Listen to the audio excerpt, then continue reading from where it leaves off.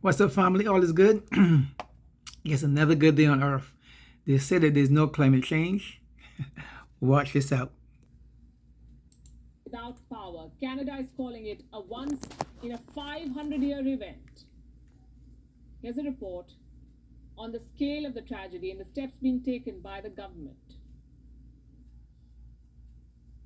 Situated in the westernmost part of Canada is the province of British Columbia, Canada's third most populous province.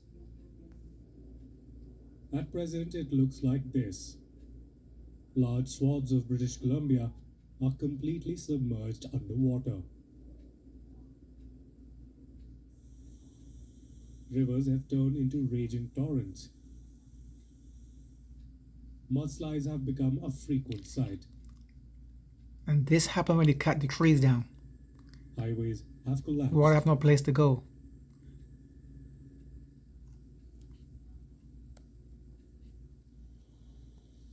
Vehicles are stranded. Boats have become the new mode of transport. Cattle are being rescued through jet skis.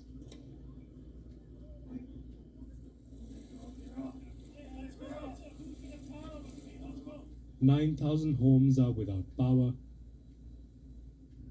and 18,000 people have been displaced."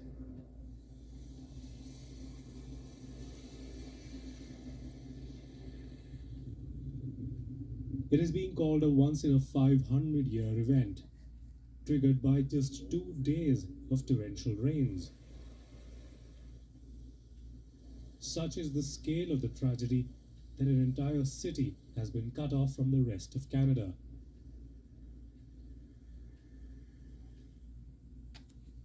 Vancouver. Mudslides have blocked all routes to Vancouver. Roads are inundated, bridges have been washed out, railway lines are lying non-operational, and all highways have been forced to shut down. The local authorities have declared a state of emergency. Not just in Vancouver, but across the province. Please do not hoard. Anyways, Washington State, it is same thing. And they said there's no climate change. You kind of feel like you're moving a little. I forgot that. There you go, to be folks. honest. They keep telling you folks, stock up on your stuff. Stock up on your food stuff. This truck ahead of me is Stock trying up to on go the the solar same power time, generators. but he's a lot lower to the Stock ground up on the than blankets, I ended up pulling him your out. tent, sleeping bags, So he just came down. torchlights. So.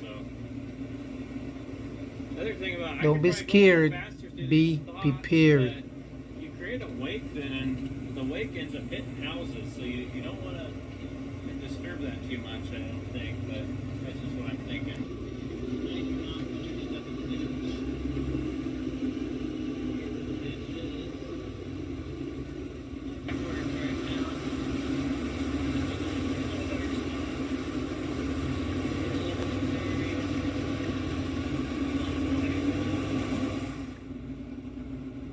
I believe the people that I'm looking for are in that house.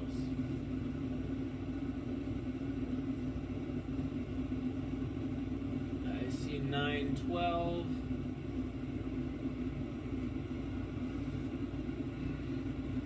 They're gonna have to swim to me. That's the only way I'm gonna be able to get them. Boats are probably gonna be needed here. I'm gonna bump up to this car here. That's just where we're at.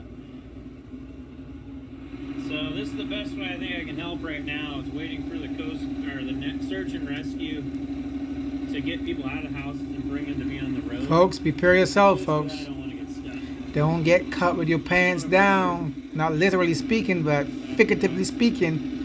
Prepare yourself, because if it happens wherever you are, you gotta prepare So yourself. we're still collecting people. So- I've been told they've been in Newman Road is the road we're heading to now. I like this road. I've been down this road before, so I know that I can get down this road. Or at least you did. Here we go again, folks. Oh man, you guys, this is crazy. So in the fall, like around September, we went on an RV trip, and we rented an RV from this place right down here. And I saw this smoke this morning, trying to figure out what it was, and it's the entire RV place burning down. Every single one of those RVs is burning to the ground. I can't believe it. That entire lot was completely full. You can still see the very end of the lot there. There's still a few of them. But wow, unbelievable. Not to mention all the flooding all around it. This is the whole Sumas Prairie here. Oh man, that is just an inferno just going up. The entire facility. And then here's the rest of Sumas as well. So Highway 1 is flooded behind us. I just saw that. And then it's hugely flooded out here in front of us as well. Kilo traffic, 1 o'clock and a mile and a half is an orbiting Cessna 2200. Got the Cessna in sight, clearing the zone for Echo Kilo. Tremendous hardship to many in BC, but they've also affected Canada's supply chain. This is Murphy's Law on steroids for the supply chain. A series of landslides and washouts following heavy rain in British Columbia are taking a toll on businesses here in Ontario. Canada's Transport Minister warning Canadians to brace for more supply chain trouble as the impact of severed shipping routes sets in. This supply chain delivers fuel, food, medicine, and essential goods to Canadians, and supports an agricultural sector that is facing catastrophic impacts. Rocco Rossi, president of the Ontario Chamber of Commerce, describes the supply chain issues we were already experiencing as enormous, and says we often forget how much we rely on ports far from home. You take the Port of Vancouver, which is far and away Canada's #1 shipping and receiving port, and you effectively cut it off from the rest of the country. He says with an increasingly global supply chain, disruptions like this hit Canada's retail, agriculture, and manufacturing sectors hard. You miss a part in that chain, and you have to shut down the whole plant. He calls the issue a two-way problem, harder to buy and to sell abroad. Any sense on when businesses here in Ontario are going to start feeling the pinch from those BC floods? Lots of manufacturers got into the habit over the last several decades of just-in-time inventory, and that means that days and weeks matter. That impact is virtually instantaneous. Certainly, some cargo will be diverted to other ports in North America. At the same time, the Chamber of Shipping is warning supply chains are complex and will likely take weeks or months to recover from the BC floods. Logisticians are amazing at finding other routes, so it's not necessarily going to. So it just goes to show if that can happen in Canada, what can happen here? And they keep telling people. I've been seeing it for years. Stock up on your food stuff. Plant your own food. Have emergency supplies just in case shit happens. You have food to feed you and your family. It's not to be scared. It's just to be prepared. Much love, fellas. Much love. So how can the government help those people whose livelihoods are now on the line, and some of those livelihoods may be lost? Let's find out. And bring in the chair of the BC Dairy Association, Holger Stwichtenberg. Thanks for taking the time for Power Play. I appreciate you coming on the show today.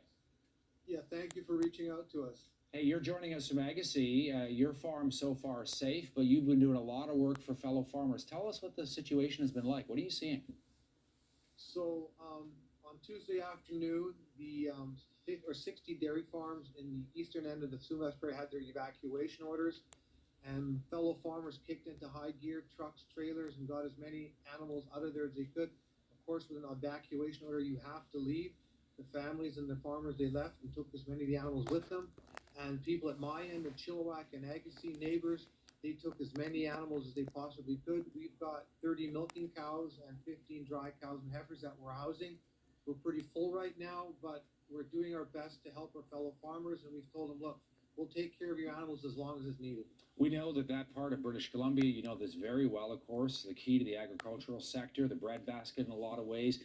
What is this going to mean to some of those farmers' livelihoods? I'm not going to speculate, but I can imagine that some of those farms, if they've been in 5 or 6 feet of water, there's going to be a fair amount of cleanup required, probably electrical repairs, getting the animals back, assessing the feed inventory, getting bedding back into the barns, farms. So a lot of work will be required to get those farms up and running again, but we'll do our best to get that going as quick as possible. Yeah, and it's just remarkable to see all the people who are coming out, people such as yourself, to help others in need. What kind of help do you think the government can do here? Yeah, this was an unprecedented rain event. They had 7 inches of rain in 24 hours. I've got friends in the prairies, they don't get that in a year. So that is an awful lot of water to deal with. And, the Sumas Prairie area is quite low. It's where the water tends to go. And the other problem they have is that the water in Barrowtown is 2 feet lower than the Fraser River. So everything that leaves the Sumas Prairie has to be pumped out. It can't flow out. So that adds to the challenge. And Holger, I'm just curious, what Of the Coquihalla Highway. Look at this bridge. There's nothing left of it. The busiest route through BC's mountains is now impossible to pass. So you can see this is my truck right here in the back. Larry Stefaniak says he was forced to abandon his truck filled with fish, headed for an Edmonton pet food plant. But I think its shelf life is about 6 days from the time it is ground up. So if we don't get it moving, it will be too late. But all the highways connecting the lower mainland and the rest of the country are shut down. To make matters worse, all rail service has also been impacted by damage to the line. No trains are coming to or from the Port of Vancouver. And that's creating concern in Abbotsford, a community underwater and also cut off from an important product. I can think of many, many farmers that I know on Sumas Prairie. They're going to be devastated because. Hi, folks. You see it. In 4 or 5 days. They're going to Prepare yourself. 4 or 5 Not to days. be scared. I love you guys. Now, peace out. One love. The panic